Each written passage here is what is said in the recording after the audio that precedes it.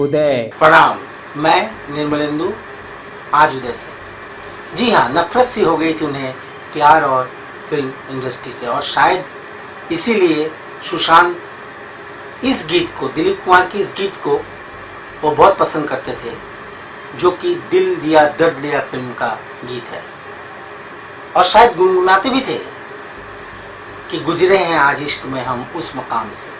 गुजरे हैं आज इश्क में हम उस मकाम से, गुजरे हैं आज इश्क में हम उस मकाम से।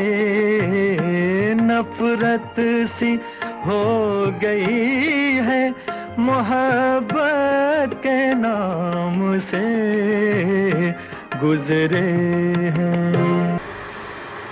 पोर्टल स्पॉट बॉय ने अपनी खबर में लिखा है कि सुशांत का परिवार पटना में रहता और वो मुंबई के बांद्रा इलाके के एक फ्लैट में अकेले रहा करते थे। और चर्चा ये भी है कि रिया चक्रवर्ती भी उनके साथ रहती थी। हालांकि आत्महत्या से कुछ दिन पहले ही सुशांत ने रिया को उनके घर भेजा था। अब फैंस ने रिया को चुप्पी तोड़ने के लिए कहा है और वह वजह सामने लाने को कहा है जिससे सुशांत को जान देनी पड़ी, आत्महत्या करनी पड़ी। फैंस बार बार पूछ रहे हैं रिया से कि उन्होंने आत्महत्या क्यों की, जबकि आप उनके साथ 1 साल रही, तो आप उनको समझती होंगी, जानती होंगी। लेकिन जवाब अभी तक नहीं आया। जी हाँ, रिया की ओर से जवाब अभी तक नहीं आया। तो ऐसे में सवाल ये उठता है कि लिव इन में रहने के बाद अचानक रिया ने सुशांत के साथ क्यों छोड़ा। एक सवाल और उठ रहे हैं, कई सवाल उठ रहे हैं और जवाब एक भी नहीं। तो कहीं संबंधों में तनाव आने के कारण सुशांत ने आत्महत्या तो नहीं की, ये सवाल भी इंडस्ट्री में उठाया जा रहा है। यह एक सच से आपको रूबरू कराते हैं। रिया ने ट्विटर पर आखिरी पोस्ट 13 जून को की थी। इस पोस्ट के कमेंट सेक्शन में कुछ फैंस उन्हें सांत्वना दे रहे हैं और वहीं दूसरी ओर उनसे सवाल भी पूछ रहे हैं और उन्हें ट्रोल भी कर रहे हैं। एक फैन ने लिखा, मुझे लगता है कि एक ओपन लेटर लिखना चाहिए रिया तुम्हें, ताकि सुशांत के फैंस को ये पता चले कि सुशांत ने ऐसा क्यों किया, उन्होंने आत्महत्या क्यों की। क्या वो वाकया इस तरह से टूट गया था कि उनके पास एक केवल विकल्प बचा था, आत्महत्या के सिवा कोई और विकल्प नहीं था। ये फैंस पूछ रहे हैं। या फिर पैसों की बात थी, या फिर कुछ और। तुम उनके साथ रिलेशनशिप में थी तो तुम्हें बेहतर पता होगा। तो तरह तरह के सवाल, तरह तरह की शंकाएं, जवाब नहीं मिलेगा क्योंकि जवाब देने वाला हमारे साथ नहीं है। ईश्वर ने उन्हें अपने पास बुला लिया है।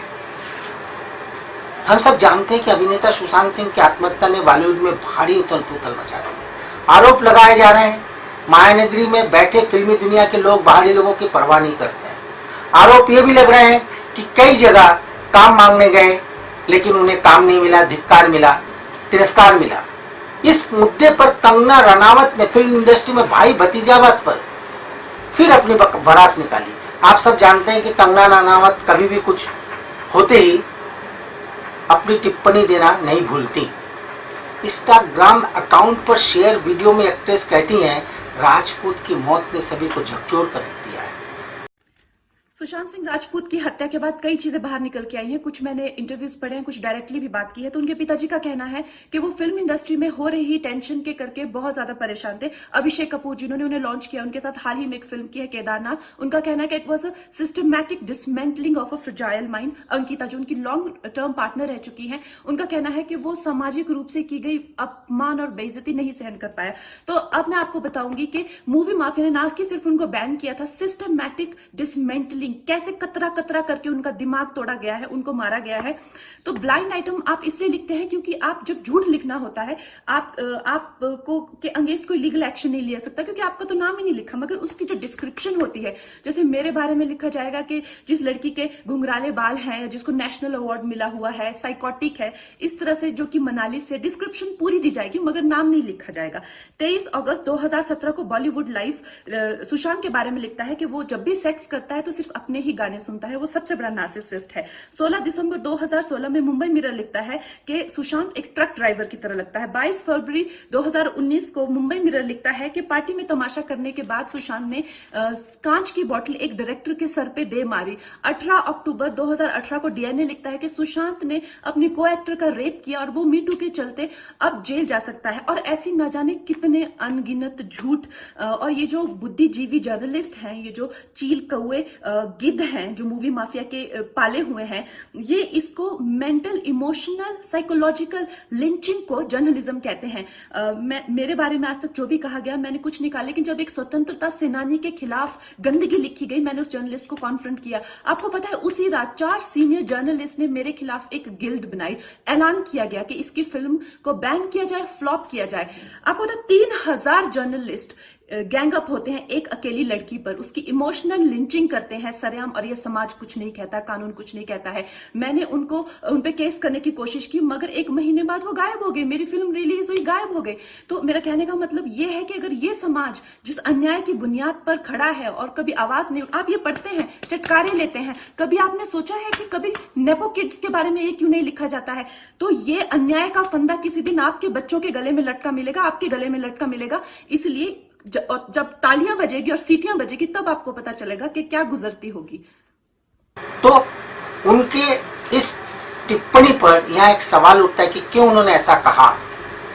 एक साइकियाट्रिस्ट का मानना है कि कुछ लोगों का दिमाग कमजोर होता है और इसी वजह से वे डिप्रेशन में जल्दी चले जाते हैं और सुसाइड कर लेते हैं। लेकिन यहाँ मेरा एक मासूम सा सवाल है, एक बहुत ही सरल सवाल है कि सुशांत इंजीनियरिंग की प्रवेश परीक्षा के रैंक होल्डर थे। आप इस बात को समझने की कोशिश करिए, रैंक होल्डर थे। तो जो रैंक होल्डर होता है ना, उनका दिमाग बहुत तेज होता है, बहुत शातिर होता है, बहुत समझदारी से वो काम करते हैं। तो उनका दिमाग कैसे कमजोर हो सकता है? नहीं हो सकता है। कहीं ना कहीं उन्हें चोट लगी, उनके दिमाग को चोट लगी, उनके एहसास को चोट लगी, उनके अहंकार को चोट लगी और उन्होंने ऐसा कदम उठाया, ऐसा ही मान रहा है। तो एक प्रश्न ये भी आता है कि कहीं ऐसा तो नहीं है कि गॉडफादर नहीं होने के कारण सुशांत को ये कदम उठाना पड़ा? क्योंकि इंडस्ट्री में लोग मानते हैं कि जिनके गॉडफादर नहीं है वो आगे नहीं बढ़ सकते। शायद इसीलिए अपने इंटरव्यू में कंगना ने साफ शब्दों में कहा था, मुझे इसलिए इंडस्ट्री अपनाती नहीं है क्योंकि मेरा भी कोई गॉडफादर नहीं है। उन्होंने स्वीकार किया कि मेरा कोई गॉडफादर नहीं है। तो ऐसे में सवाल ये भी उठता है कि क्या इन सवालों में इस हादसे की कोई बुनियादी संपर्क है? कंगना ने यह तर्क भी दिया था कि वाहियात फिल्मों को सारे अवार्ड मिल जाते हैं, मतलब खराब फिल्मों को जिसमें कोई कहानी नहीं होती, पटकथा नहीं होती, गाने नहीं होते, मैसेज नहीं होता, ऐसी फिल्मों को अवार्ड मिल जाते हैं। उनका इशारा कहाँ था आप समझ सकती हैं। उन्होंने तर्क में कहा था, क्या है, पोचे जैसी फिल्म से सुशांत ने डेब्यू किया लेकिन उन्हें कोई अवार्ड नहीं मिला। उनको दुख भी है इस बात का, और उन्होंने साथ में यह भी कहा कि छिछोरे जैसी बेहतरीन फिल्म को कोई पूछता ही नहीं है। उनकी नज़र में छिछोरे बहुत बेहतरीन फिल्म है। तो उनका सवाल यह है कि इन फिल्मों को अवार्ड क्यों नहीं मिलता। कंगना ने पूछा, हमें आपसे कुछ नहीं चाहिए, लेकिन हम जो करते हैं उससे आप स्वीकारते क्यों नहीं है? मतलब कंगना कहना चाहते कि हम जो काम करते उसे स्वीकारें, यह मत देखें कि हमारे पास गॉडफादर है कि नहीं है। केवल यही नहीं रुकी कंगना, उन्होंने पत्रकारों पर भी आरोप लगाया और कहा जर्नलिस्ट मतलब मुंबई के फिल्मी पत्रकार खरीदे हुए हैं, वो वही छापते हैं जो बड़े बड़े एक्टर एक्ट्रेस का होता है। वे लोग मुझे मैसेज करते हैं, मतलब पत्रकार उनको मैसेज करते हैं कि तुम्हारा बहुत कठिन समय चल रहा है, कोई ऐसा वैसा कदम मत उठाना। क्यों पत्रकार मेरे दिमाग में डालना चाहते कि मैं सुसाइड कर लूं? इसलिए मैं यहाँ यह कहना चाहूँगी कि यह सुसाइड नहीं बल्कि सुनियोजित मर्डर है। जी हाँ, सुनियोजित मर्डर है। सुशांत की गलती है कि उन्होंने मान लिया कि उनका कुछ नहीं होगा। सब लोग लिखकर बताना चाहते हैं कि सुशांत कमजोर दिमाग के थे, वे यह नहीं बताएंगे कि सच्चाई क्या है, वो ये नहीं बताते कि इसके पीछे राज क्या है। तो सच्चाई से रूबरू होना होगा। कैसे ये संभव है? समय चाहिए, और आज के इस एपिसोड में हमारे पास समय कम है। जानते हैं अगले एपिसोड में कि इस मौत पर शंका किस हुई, किस ओर घूम रही है। किन लोगों पर लोग शक कर रहे हैं। प्रणाम।